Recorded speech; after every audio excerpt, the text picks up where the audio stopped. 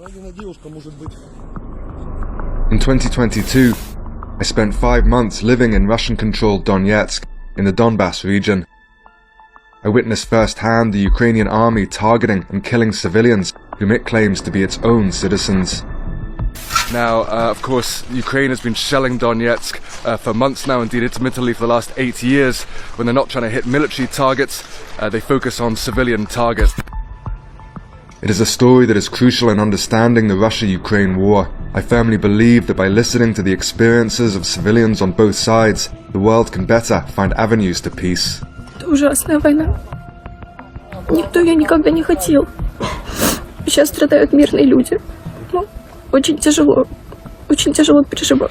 переживать чью-то гибель, услышать истории, читать новости, понимать, что люди гибнут. Но когда это случается с вами, это не передать. Я не знаю исход этой войны. Но очень страшно, сколько людей погибает сейчас и сколько еще погибнут в будущем.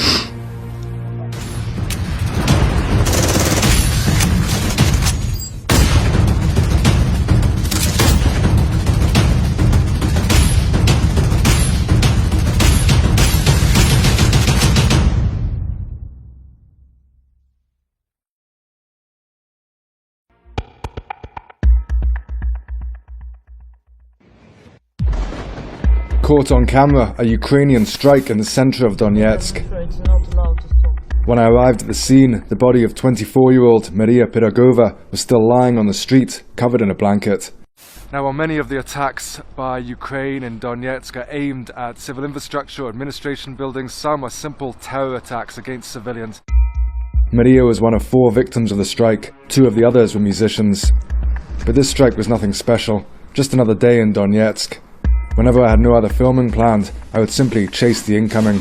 Sometimes they would land harmlessly in an empty street. At other times, I would arrive at a bus station or a market with bodies on the pavement and friends and family breaking down in tears. A common occurrence in Donetsk, a nighttime artillery barrage by the Ukrainian army. One of these attacks happened not long after I arrived in May. It's just at a cafe, it's in the evening here in Donetsk. And there was massive incoming. All the civilians and their children ran down to the basement. As I got closer to the impact site, the realization dawned. The missiles had landed 15 meters outside the front door of my own apartment building. To be honest, it shakes you up. The ambulances, the burnt-out cars, my shocked and shaken neighbors. As I walked over the smashed glass into my own apartment, the terror bombing of Donetsk had suddenly become very real.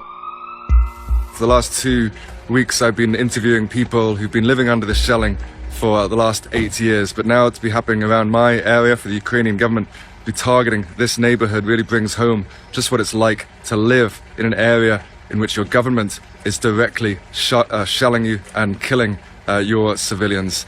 There's a woman in tears behind me. But this story is so essential to understand this conflict. And over 10,000 people have been killed here in Donbase over the last 8 years, over 100 children. Just a few days ago, a child of 5 was killed in her apartment while she was watching TV. And this story of the Ukrainian government intentionally shelling and killing its own civilians over the last 8 years has just not been told in the West. Ну что, вы не видите, что у нас происходит? Мирные люди, что тут было? Это ж не первый раз, уже 2-й раз. Там, да всю вот эту вот, когда весь квартал сверху до низа, все. Люди, вот же, где они, что, живые эти люди, что ли? Вот он, смотрите, сверху до низа горело все. Вот. Ну что тут хотите вы понять? Я не знаю, что это такое творится на белом свете. И что тут бомбить можно было? Только людей мирных. The school over the road from my apartment was hit, killing 1, and a school on the neighboring street, killing 4. Rare was a day in 2022 without casualties. Прилетел снаряд с украинской стороны, разбомбила школу.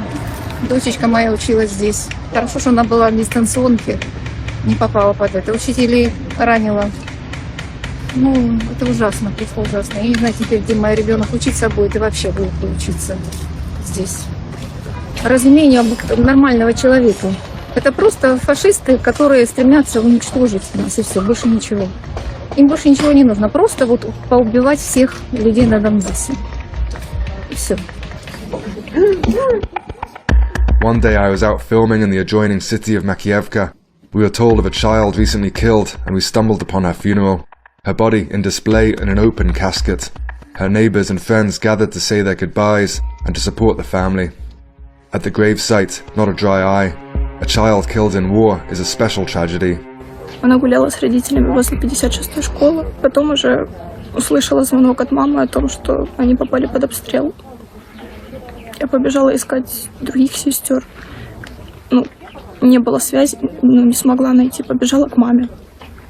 Поехала в больницу, в реанимацию. Несколько суток ждали ответа. Ждали хоть каких-то результатов. Какого-то улучшения. Нас просто готовили к худшему. Все было понятно с самого начала. Просто никто ничего не хотел говорить.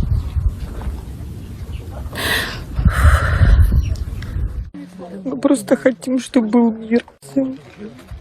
Мы не хотим, чтобы дети страдали. Все эти дети не заслуживают такой жизни. Этот ребенок был рожден в войну, и война его забрала. Она просто не заслуживает этого. Остановите это все. A few days later, I went to speak to another family of a child killed. They shouted at me and told me to leave. Boris Johnson, Macron, you did this. Shame on you. Increasingly, NATO is supplying the weapons to kill their children.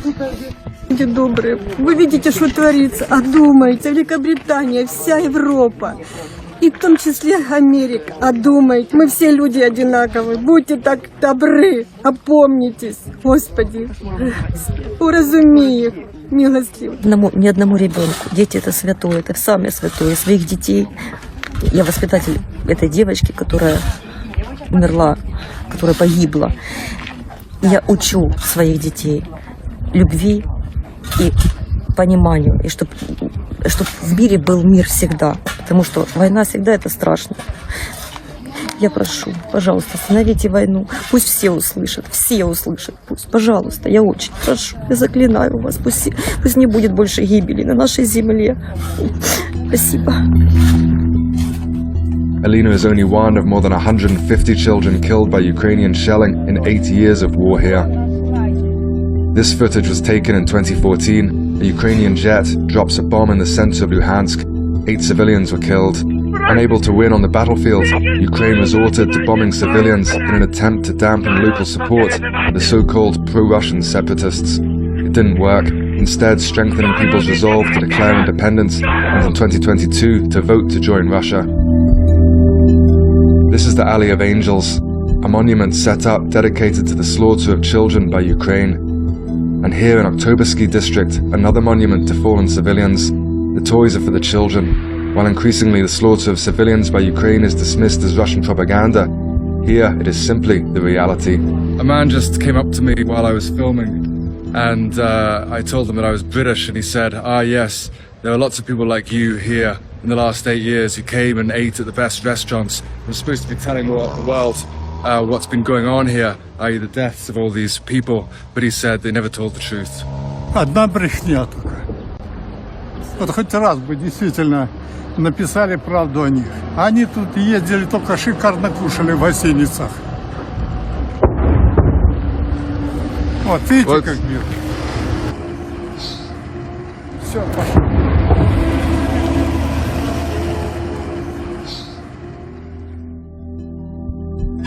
But back in 2014, there was some honest reporting. This is a piece by CNN. In this city, as the people of Donetsk sweep up the debris of their homes and livelihoods, they are hardened against a president they say is killing his own people. Отсоединяться от Украины, от Киева. We are Ukrainian, but they kill us, this man says. So we probably need our own country, because these people in Kiev, they are not brothers for us. The shells hit these homes days ago.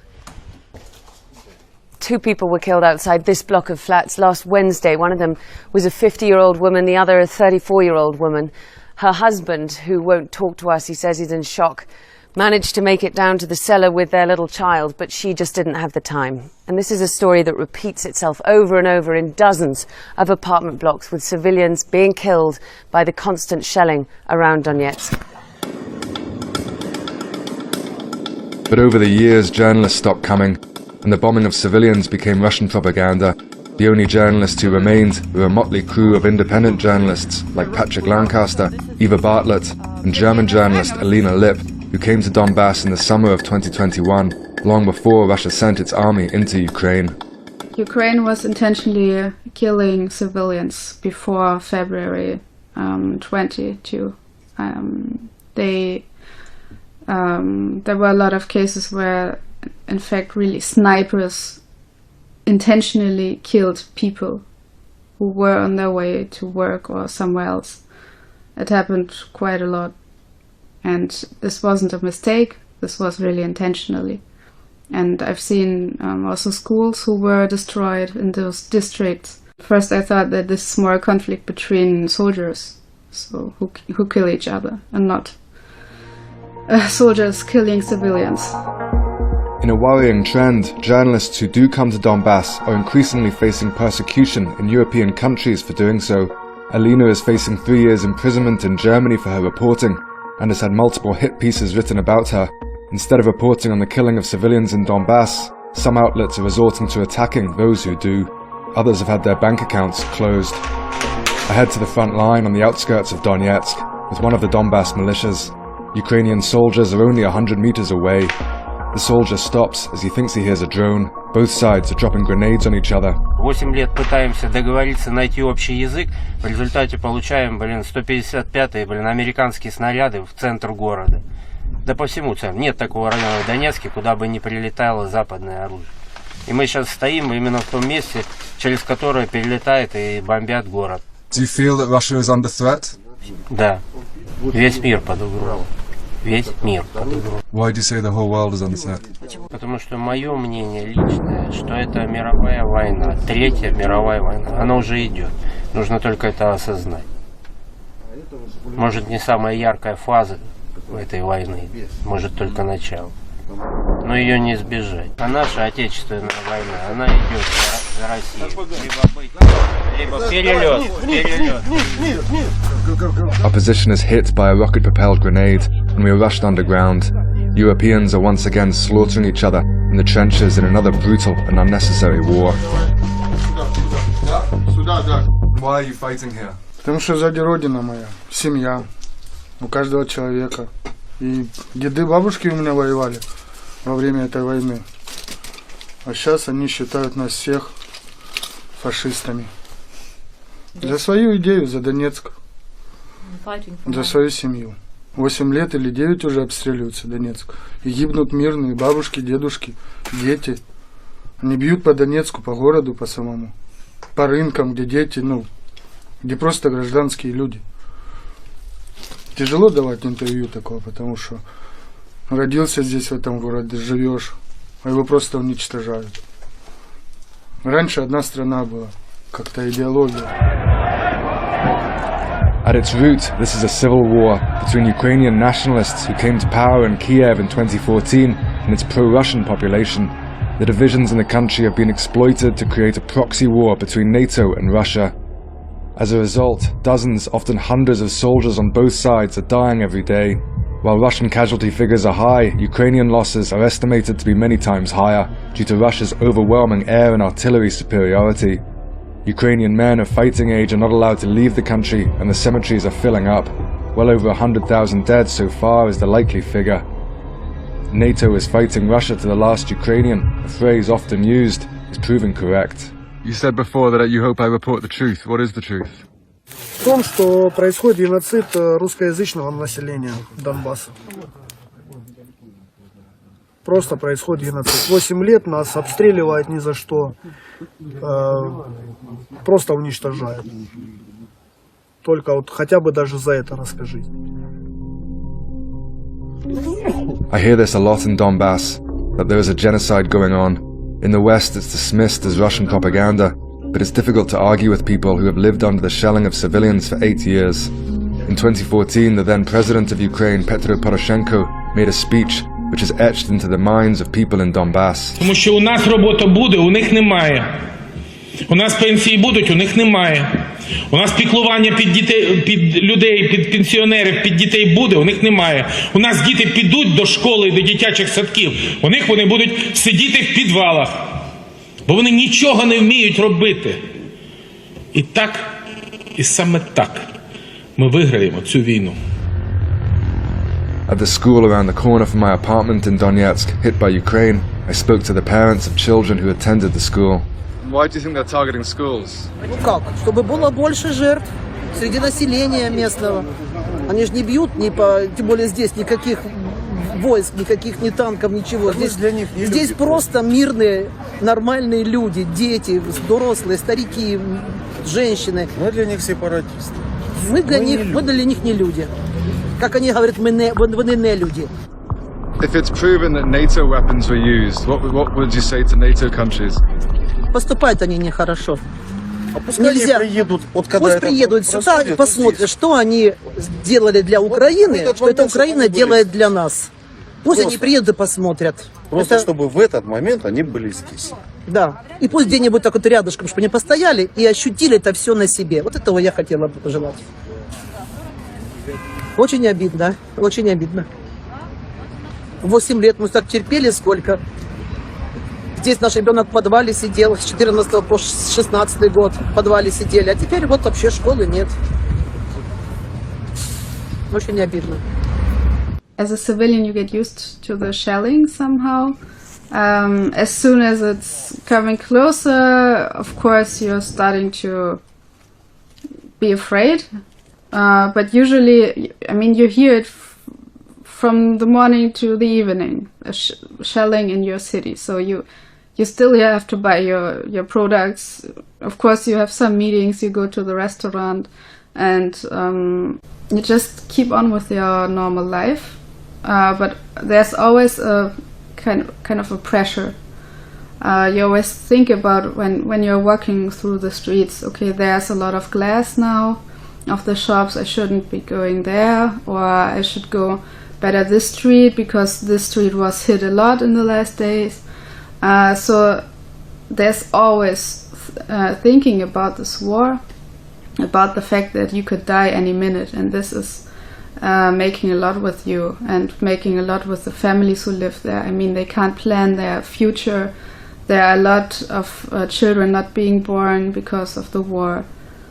And this is not very being seen in the West, I think.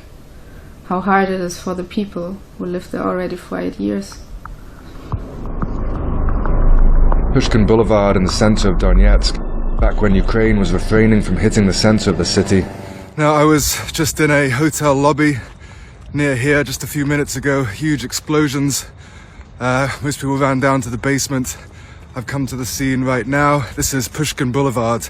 This is essentially the beautiful pedestrian walkway in the center of Donetsk.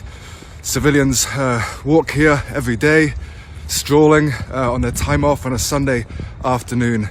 This is an attack on civilian areas. It's nothing new here. They've been bombing the city all day today, like they do every day, the Ukrainians. This is just a pedestrian street on a Sunday afternoon that they target. And around the corner, a cafe I used to frequent often. This is Cafe Onegan. This is in the center of Donetsk. It was hit by a Ukrainian missile, just landed just outside these windows about 20 minutes ago. Now, I was literally myself sitting right here about 45 minutes ago trying to take the morning off watching World Cup football. And that's the reality of people living in Donetsk. At any moment, these missiles can land. Thankfully, nobody was killed in this strike. Markets too are often hit. Increasingly, NATO weaponry and ammunition are being used. Разве можно мирных жителей убивать, а? Это ужасно. Что ж это НАТО делает? Зачем им это? Мы их не трогали. Нам надо мир, нам надо работать, нам надо детей растить. Это ужасно, что происходит. А мы сидим в подвалах, без еды, без воды. Вот, пожалуйста. Нам нужен мир. Не, а он кто? Из Великобритании. Из Великобритании. Негодяи. Что мирных людей убиваете, детей. У нас больше 200 вот за месяц погибло людей. Не говоря уже о раненых. Детей погибло сколько. Возмутительно. Этому прощения нет. Они убийцы. Ради своих интересов они убийцы простого народа. Обидно то, что двойные стандарты везде. Сейчас только не... в Киеве побомбили, все, света нету. 9 лет мы так живем. Мир вообще на это закрывает глаза, как будто ничего не случилось. У нас в Донецке буквально на днях было, из-под завала людей доставали. Вот позавчера на соседней улице мужчину завалило, МЧС приезжала, откапывали мужчину.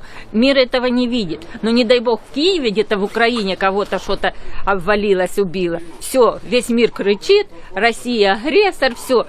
9 лет нас убивают здесь, 9 лет. И мир этого не видит. Вот что обидно. The Ukrainians were told that people who live in the Donbase area are not really people anymore, that they are stupid, they are workers in coal mines and so on, and they are pro-Russian, and so they were kind of, you could say, brainwashed in the last 8 years by their own government. The government started to prohibit the Russian language and so on. They were told that it would be better that if every Russian would be dead, and this is why they think they are doing a good thing actually by killing Russians. Украина с 14 года вот это вот ихнее выпрыгивание на Майдане, вот с чего оно пошло. Мы, Донбасс, когда смотрели вот эти выпрыгивания, мы, конечно, возмутились. Мы высказались о том, что мы против этого. Вот. Хотели автономию, как вот это наше РС. Нет, нас тогда же в 2014 году начали бомбить. Прилетели у них тогда аэродромы, прилетели самолеты. Я еще была на своей даче, клубнику собираю, летает. Думаю, а что ему Донецк посадки не дает или что? А он бомбит аэродром. Я даже, а потом дочка мне уже приехала, говорит, да бомбят аэродром. Вот кто виноват. С откуда начали. А теперь, конечно, вот загрызлись друг с другом. Тем отдай, а те не хотят. В общем, простите меня. Всего доброго. Спасибо, дай вам. Бог вам этого не видеть. Нет, я в Донецке живу. Донецкая? Да. Вот, ну, значит, видишь, что тебе делать. Ой, Спасибо. Ну, все равно спаси, сохрани вас, Господь Бог, Пресвятая Богородица. Всего доброго. In September, a referendum was held in Donbase on whether to join Russia. In the West, it was dismissed as illegal and as a sham, but as anyone who has spent any time in Donetsk will know, the vast majority here supported it and voted to join Russia. During the referendum, I went to speak to Nina, the mother of 6-year-old Alina, who was killed by Ukrainian shelling and whose funeral I attended in the summer. Легче не стало. Говорят, время лечит. Нет. Мы просто учимся жить с этой болью. Утром встаем, а ночью ложимся. Очень тяжело. Did you vote in the recent referendum? Да, проголосовала за Россию. Мы надеемся, что присоединение нам поможет, что жизнь у нас будет лучше, что, я считаю, мы этого достойны, люди Донбасса. Наши страдания за 8 лет, мы хотим этого. Украина нас истребляет уже 8 лет. И поэтому при таком государстве мы не хотим жить. Мы никогда больше не будем Украиной. Значит, они нас не считают своими, если они так с нами поступают. What has become a proxy war between Russia and NATO is at its root a civil war. It is clear from my many months in Donbase that the vast majority no longer wish to be part of Ukraine and wish instead to be part of the Russian Federation. There is a peace to be had. The views of the civilians on both sides are listened to and respected.